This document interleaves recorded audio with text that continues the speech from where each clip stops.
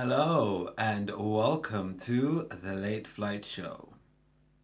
So, on this beautiful Saturday, I just wanted to let you know something.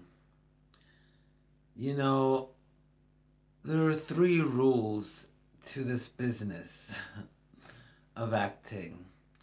And if you can master these three rules, then you can last and you can have the stamina to keep going in this business because it's really, really tough and you have to have some kind of mantra to keep you going. And the mantra is be multi talented. Be.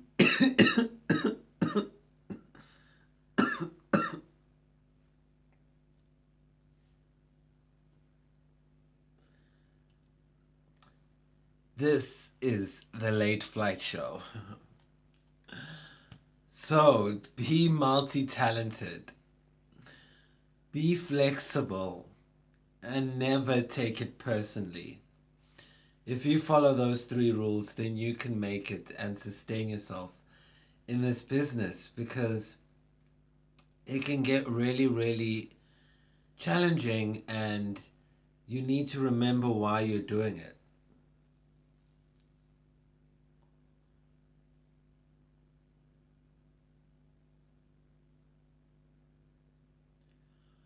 Hopefully, you're mainly doing it.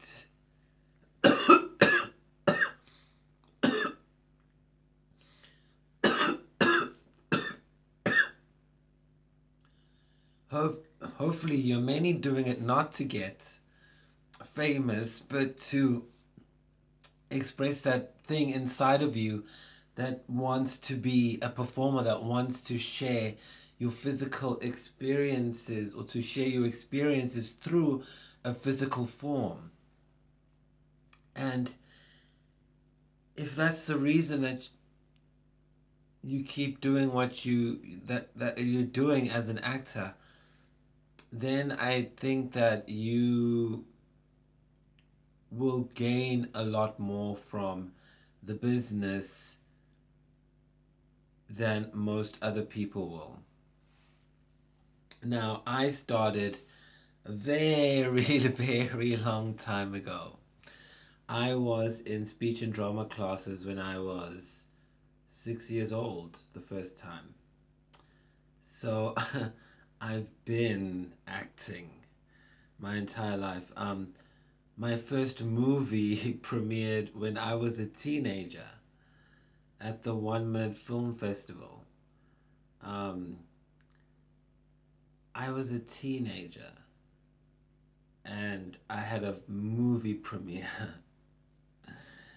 And it's so funny because the movie was, I insisted, I think 17, and then when we shot it, and then I was 18 when it came out. And I insisted that it had to be in black and white. And it had to be gothic. It had to um, have music over it, like a silent movie, basically. And I remember I was adamant on those qualities, and it's so weird when I think about it now. I don't know why I was so like dead set on it being this way, but then we shot the movie. I was 17, and then it was coming out in November. Before it came out, um, I was sitting at the computer, and sometimes as actors, you have this kind of connection to your unconscious mind, which might keep all of the hidden secrets of the universe, right? That's where we keep our imagination and where we access certain characters. So imagine I'm sitting at the computer, minding my own business, my movie's busy being edited, and this voice comes in my head and says, Sunset Boulevard. I'm like, what? is that even a thing? Is that a place? And then I type it into the YouTube search engine, and lo and behold, it's a movie called Sunset Boulevard, and it's in black and white. So I watch, and it's in different parts because this was way back in the day before like Wi-Fi and stuff. Yeah, I don't think there was Wi-Fi in those days. Um, and then okay, maybe there was. I'm over exaggerating. Um, so I watched it. So the movie was in different parts, right? Because I had to cut it up. And I tell myself, okay, I'm just gonna watch the first part just to see why I had this voice in my head telling me this. Am I maybe it's just whatever. Let me just see what this is. I've got time. Let me watch. So I start watching the movie, and I'm like, whoa, this is really interesting. And then I watch part two, and then obviously I see um, how it develops, and then I watch the whole thing. Ever since then, I've watched the movie about 100 times. But fast forward a few years later, and I went to a fortune teller. Yes, here at the Late Flight Show, we go to fortune tellers because we're actors. We need to delve into the subconscious. And if psychics or fortune tellers are people who are just skilled at reading archetypes, maybe it's not like invisible powers, it's just an advanced form of psychology. And that, I think, psychic people are just good psychologists. I don't think it's some dark art or something. Crazy people. So I went to the psychic, and it turns out in my past life I was Gloria Swanson, who is in Sunset Boulevard. So then I'm like, what? So I look up Gloria Swanson's like life story, and luckily there's YouTube, and there's the fact that she wrote a book. And as I'm reading all of this stuff about her, I'm like, that's something that's me. That's so me. Like it explained a lot of things that I didn't know why I liked them, like being vegetarian. She had cancer, and then she just decided to become vegetarian to cure herself. And my whole life growing up, like up until the age of like 12 or 13, I always thought I was going to get cancer. I was like a hypochondriac about getting cancer. And then when I found out that she had cancer, I was like, oh, because I had cancer. Look, I'm not saying that I believe in reincarnation or past lives. I'm just saying that maybe because experiences and energy is all around the world all the time, like the internet, maybe people are able to plug into certain observations that were set into motion from the original person who was alive. So it's kind of like the butterfly effect, but just being able to translate the patterns. And then people say it's maybe possession or a ghost or whatever, but there's no such thing. Like we talked about on Wednesday, there's no possession, doesn't exist. It's just some kind of advanced psychology. So now I'm like, oh, so I was Gloria Swanson. Fun.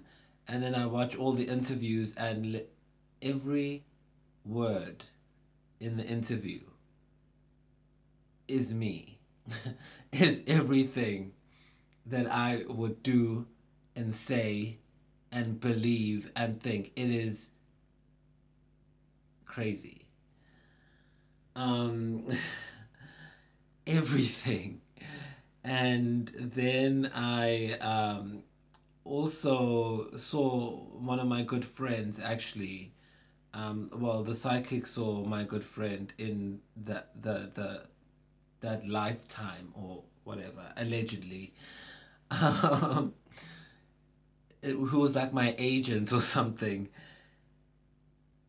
Yeah, which is that's just another weird story. Like it just matches so much. You won't. I I have goosebumps right now. It how it just. Anyway, so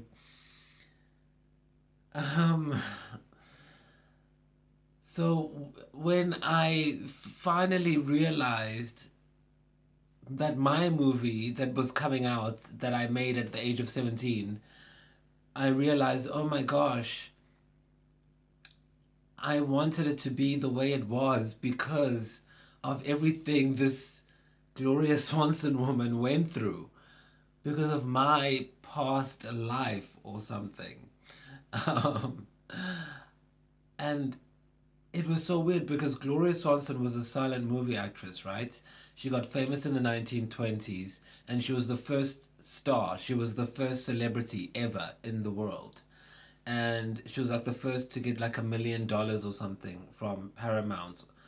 She basically invented Paramount Studios. If it wasn't for her, there wouldn't be, or if it wasn't for me in my past life, there wouldn't be a Paramount Studios because she kept them afloat in the first couple of years when they were nobodies. And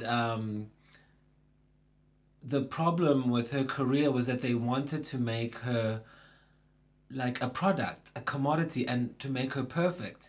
And that's the theme that I've always struggled with in my life, which is people trying to make me their version of what they want me to be. And I always rebel against that. And when I finally read her story, I was like, no wonder I, at the age of 17, am making a movie called Deeper Than This Flesh. And it's about a gothic character who's rejected by society for being weird. Because after shooting the thing, I find out that in my past life, I wanted to play those characters, but Paramount Studios wouldn't let me. I wanted to play weirdos. I wanted to be a real actor, but they just wanted me to be a product and a clothes horse and walk around. And that's exactly what people are trying to do to me every single day. um, Maybe real or imagined, and maybe it's baggage from that past life. No, but I really do feel that they do that. And that's why it explains so much why I loved exploring darker themes in my work, especially right off the bat, and in black and white as a silent movie. It's like the Gloria Swanson spirit was coming up from beneath my consciousness, whether as an archetype or as an actual reincarnation.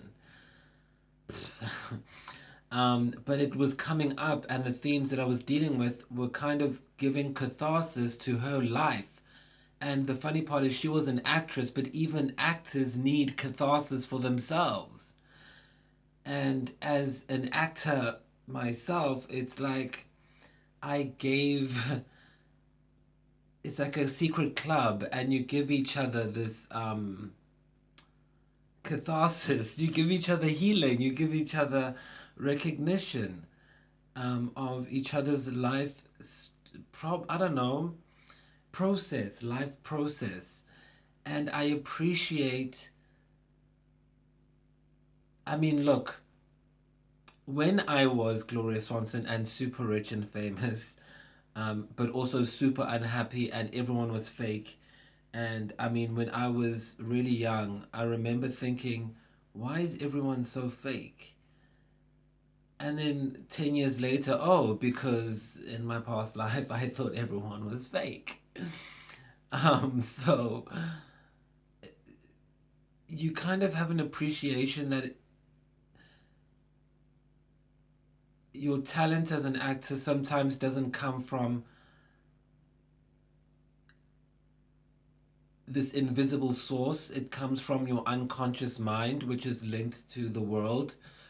And these people lived in the world in the past, and it could be, we don't know anything about DNA really. So it could be just things that are locked in your DNA. Maybe it happens that if your family member in the past experiences an interaction with someone, it gets carried in the DNA and it gets unlocked further down in the descendants. We don't know.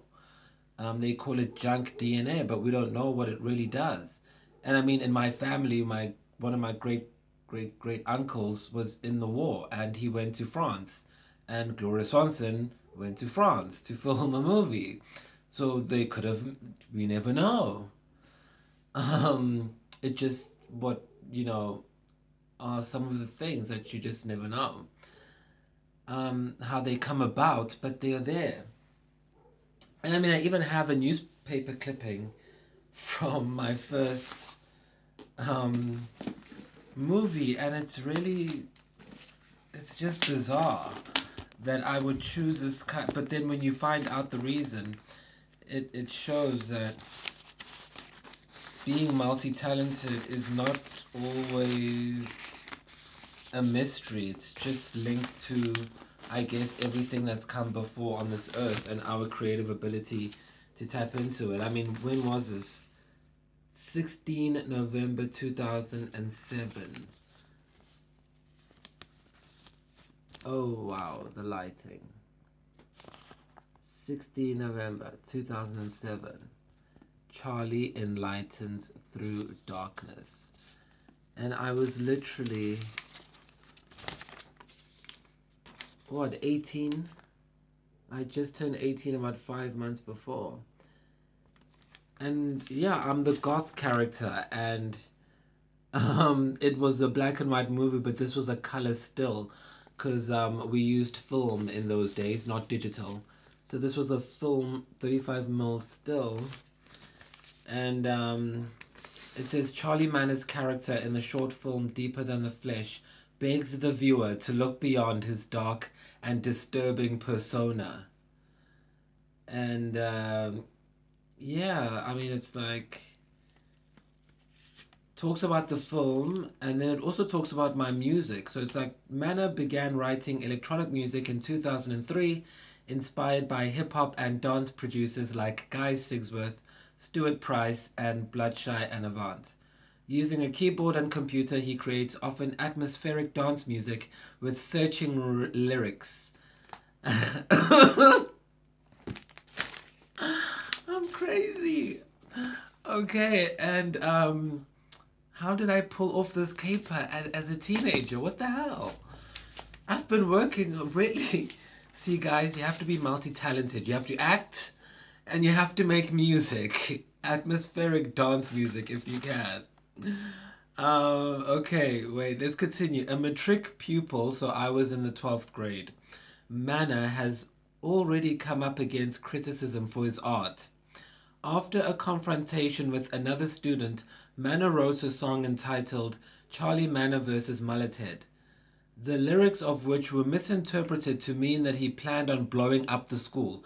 So I was kind of a controversial kid. Let's put that away.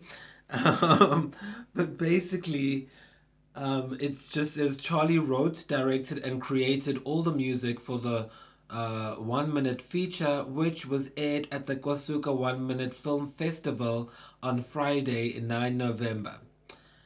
Okay, so you have to be multi-talented, is what I'm getting at. That's rule number one. Okay, gosh, that was insane. No, literally, receipts, guys. Literally. So, then you have to be flexible. That was rule number 2. Oh, goodness. So, sometimes you're going to be asked to do certain roles that you don't really want to do, or you don't think that you should read for. Now, I always say that if you turn down an opportunity to read, then you're a fool. Because you're not just going in to read for that part. You don't know what someone else is going to see in you and want to use you for. I mean, I have a wonderful story of the time I went into work for one thing, and then I'm minding my business, asleep in bed, and I get a call for another thing from someone who saw me on the original thing. So you always go in, even if you know you're not good for the part, you go in anyway, because you could 5 years later they'll know you are good for something else.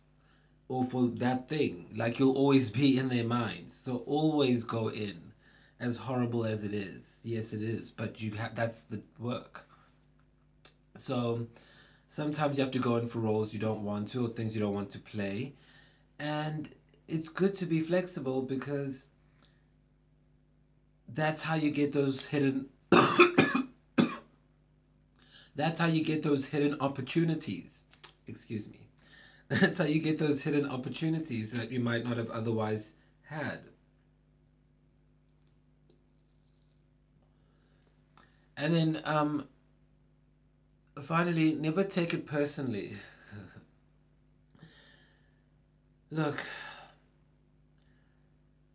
you are going to get rejected so many times that if you don't come from a good family, you are going to question your existence on earth.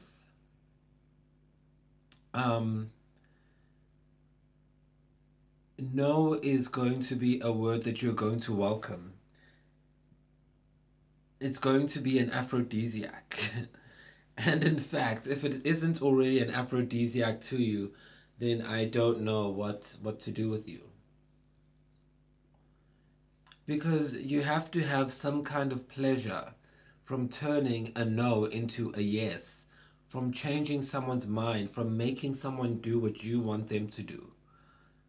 You have to enjoy that, otherwise, why are you doing this? To express your emotions? Yes, but why in this way? You can express your emotions by being a cheater, or you could pretend like you could make yourself complicated and be a cheater in real life or whatever. Like you don't have to pursue it as a career unless you love being told no and you're into some kind of BDSM or domination and submission work. No, seriously. Ask the people, like literally. I know. Look, my planets are very close in the eighth house. Okay, my sun is very close to the eighth house. I can say these things, but a lot of people in the film business, especially actors, are into BDSM because it's like fun. We like that stuff, and that's why also we can't date normal people because you guys don't know. You don't understand. Um, we there's a certain rush from going into a room, and it could be the one that changes your life, that meaty role that you've always wanted, that juicy part that'll put you right there where you've always wanted to be, and it's just you and another person or a few people standing between that. It's a secret happening, it's a magical event, and it's a story that only you will know and you will be able to tell. So of course it's attractive to come into this business knowing though that you are going to hear no, no, no, no. And in my past life, when I read my work that I wrote, and I so would write a book, why do you think I'm doing all of this? So that when I come back again, if that's what it was, I can look it up and see and catch up quickly, like I did with the past life. Because I would do that. I would write a book. I would do interviews where I say like stuff that only I would get, if you get what I mean. Because like specific worded things that I said word for word, and then listen to an interview and I say them and wink at the camera basically, like I'm leaving a message for myself. I would do that, like I'm doing it now. And in 100 years' time, when I watch this, I'm gonna say, "Oh my gosh, that's me," and I'm gonna leave a comment, and it's gonna be really fun and magical. And in that past life, it was funny because I had everything as an actor. I had a white Rolls Royce, which was unheard of. But at the same time, I wanted out of that constriction, and I wanted to do like dark subject matter. So in one story, Gloria Swanson had to have an operation, so she left for New York from Hollywood, but she actually wanted to go do another movie like that was more serious and more acting work, not just modeling. And oh yeah, I'll tell you about the time I was a model when I was a kid. I've been in this. Okay, so then she goes to New York and she auditions for this movie. It was Zaza, I think. And anyway, she got the movie and got the Oscar for the movie. Um, so yeah, I mean, it's no surprise that I went to an Academy Award winning university in this lifetime because I won like two Oscars in my previous lifetime. So, like, law of attraction says that you vibrate in that frequency of Oscars. So,